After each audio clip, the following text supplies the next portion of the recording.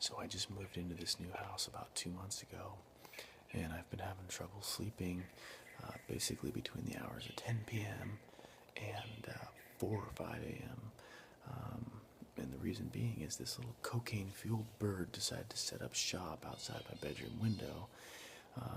As you can see, it's 3:30 in the morning, and this thing does not shut up. So I'm wondering if A, you can help me identify what type of bird it is, and B, how to shut it up without killing it. I would appreciate it.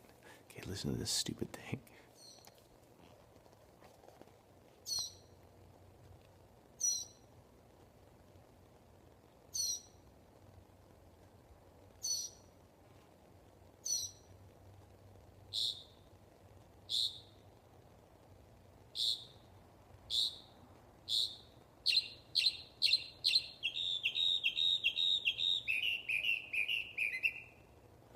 Now, that's actually pretty mild, but you get the idea. It just doesn't shut up.